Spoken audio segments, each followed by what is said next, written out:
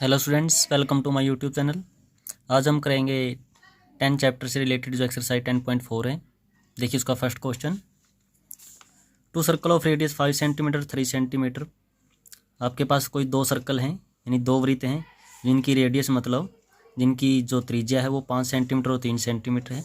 Intersect वो काटते हैं एट 2 पॉइंट्स, दो बिंदुओं पर, and the distance between their centres, और उनके बीच की जो डिस्टेंस मतलब उनके बीच की जो दूरी है उनके सेंटर्स के बीच की, उनके केंद्र के बीच की 4 सेंटीमीटर, वो 4 सेंटीमीटर है। Find the length of common chord, उनके बीच की जो कॉमन कॉर्ड है उसकी लेंथ हमें बतानी है। आपके पास एक सर्कल है 3 सेंटीमीटर रेडियस का, एक सर्कल है 5 सेंटीमीटर रेडियस का, और उनके जो सेंटर है मतलब जो केंद्र है ओ डैश और ओ है, उनके बीच की जो डिस्टेंस है वो 4 सेंटीमीटर है। हमने जो ओ डैश और ओ की जो डिस्टेंस है, दूरी है, ये हमने बतानी है। ये इनकी दे रखी है, दी हुई है, ये 4 सेंटीमीटर। हमने जो उनकी कॉमन कॉर्ड है ये ए बी, यानी जो इनकी सांझी जीवा है, इस जीवा की लंबाई हमने बतानी है। तो देखिए फ्रेंड्स, पहले हम लेते हैं ट्रायंगल ओ ए डैश, ए ओ डैश में, ए ओ डैश में, इस ट्रायंगल में लेते हैं।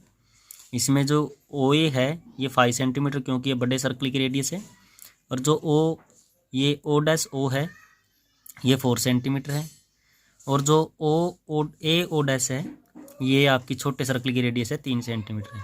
तो हम यहाँ पर पाइथागोरस यूज करेंगे। ए ओ का square equal to O dash का स्केयर प्लस ओ डैश का स्केयर। यहाँ पर हम ये यूज करेंगे। यूज करने के बाद आपकी अगर इस कंडीशन को सेटिस्फाई करते हैं तो आपकी जो ए बी है वो क्या होगी, स्ट्रेट लाइन होगी।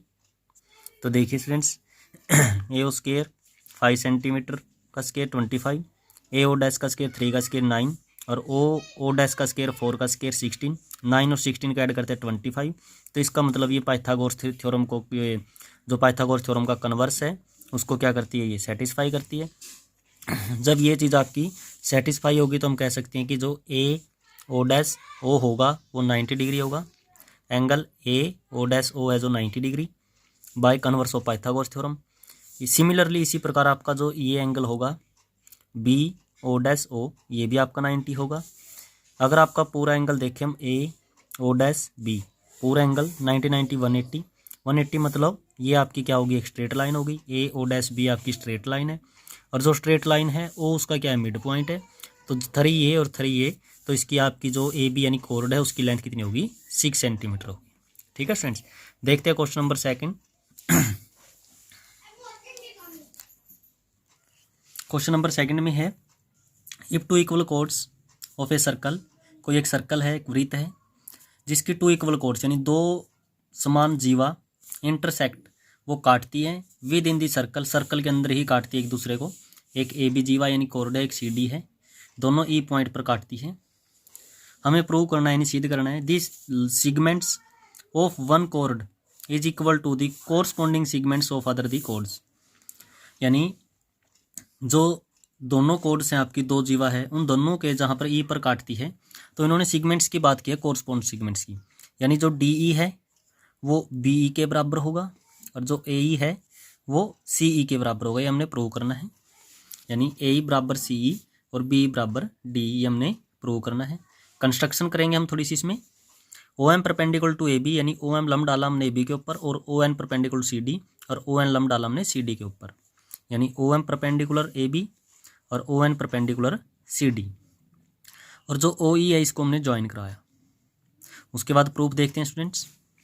हमने ट्रेंगल ली O M E and O N E, O M E ये छोटी ट्रेंगल और ओ एन ई ये छोटी ट्रेंगल।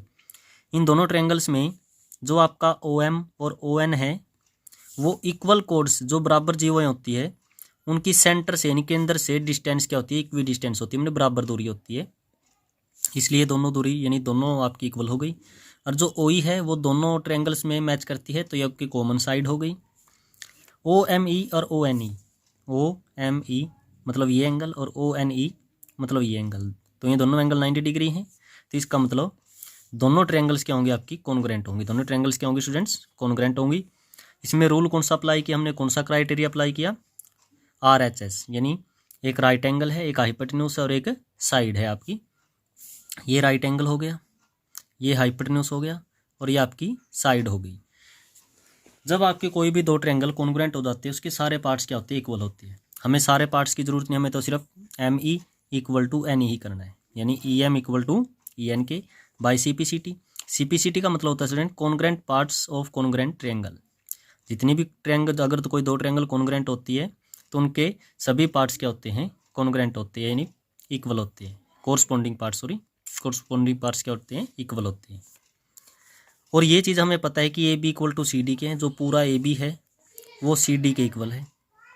पहले गिवन है भाई, दोनों कोड आपकी क्या है, इक्वल है।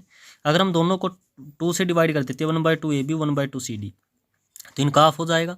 और जब भी हम सेंटर से, केंद्र से किसी भी कोड यानी जीवा के ऊपर परपेंडिकुलर ड्रा करते हैं तो उसको बाइसेक्ट करता है। बाइसेक्ट मतलब जो आपका ए एम होगा वो बी एम के इक्वल होगा। और 1/2 ए बी किया है तो हम उसको क्या लिख सकते हैं, ए एम लिख सकते हैं। और सी डी का आप किया तो सी एन और दो डी एन होंगे, दोनों ये पार्ट इक्वल होंगे। तो सी डी के आपकी जगह हमने सी एन रख लिया, ये आपकी सेकंड हो गई। E M equal to E N थी, वो फर्स्ट थी। हम दोनों को ऐड करते हैं। जब दोनों को ऐड करते हैं तो ई एन और सी एन आपका क्या हो जाएगा, सी ई हो जाएगा पूरा। और ई एम और ए एम दोनों ऐड करने के बाद हमें क्या मिलेगा, ए ई मिलेगा। तो एक तो आपका हो गया ए ई इक्वल टू सी ई, ये हमने मान लिया थर्ड। उसके बाद दोबारा फिर देखिए, जो ए बी और सी डी दोनों इक्वल हैं, इसको दोबारा हम फोर्थ मान लेते हैं। फिर हम क्या करते हैं, फोर्थ में से थर्ड को माइनस करते हैं, फोर्थ में से थर्ड को, यानी पूरा ए बी में से ए ई को माइनस करते हैं। तो आपके पास बचता है बी ई, क्या बचता है, बी ई। और पूरा सी डी में से अगर हम सी ई को माइनस करते हैं, हमारे पास बचता है डी ई। तो यही हमने क्या करना स्टूडेंट्स, प्रूव करना था। देखते हैं question number third. Question number third students बिल्कुल ही इसी जैसा क्वेश्चन है, सेम का सेम वही दो इक्वल कोड्स दिए हैं, इंटरसेक्ट करते हैं ई के ऊपर। उसमें तो क्या दिया स्टूडेंट्स, ये जो दोनों हमें ये और ये इक्वल करने की थी हमने कॉन्ग्रुएंट करने के बाद, लेकिन इसमें क्या करना है स्टूडेंट्स, ऐसे ही आपका सेम क्वेश्चन है, सेम आपका फिगर बनेगा। तो एंगल 1 और एंगल 2 हमने ये मान लिया, एंगल 1 और एंगल 2 ये दोनों एंगल हमने इक्वल करने हैं, यानी एम ई ओ और एन ई ओ ये दोनों एंगल इक्वल करने हैं। तो सेम काम वही करना चाहिए स्टूडेंट्स, हमने दोनों ट्रायंगल कॉन्ग्रुएंट की थी, वैसे ही हमने ये दो ट्रायंगल्स लेके इन दोनों ट्रायंगल को कॉन्ग्रुएंट करेंगे। कैसे कॉन्ग्रुएंट करेंगे, O M equal to O N के, इक्वल डिस्टेंस है, कोड की इक्वल है, कोड है ना, तो सेंटर से इक्वल डिस्टेंस होती है। ये एंगल 90 डिग्री का हो गया दोनों में, और ये होगी आपकी कॉमन साइड। तो ट्रायंगल्स आपकी क्या हो जाएगी स्टूडेंट्स, ट्रायंगल क्या हो जाएंगी आपकी, इक्वल हो जाएंगी, सॉरी ट्रायंगल कॉन्ग्रुएंट हो जाएंगी। अगर ट्रायंगल कॉन्ग्रुएंट है तो उसके सारे पार्ट्स इक्वल होते हैं, तो हमें सारे पार्ट्स की बजाय में सिर्फ एक एंगल 1 और एंगल 2 इक्वल चाहिए। तो हम क्या करते हैं, ये सेम का सेम काम करते हैं, triangle O M E and triangle O N E दोनों ट्रायंगल लेते हैं।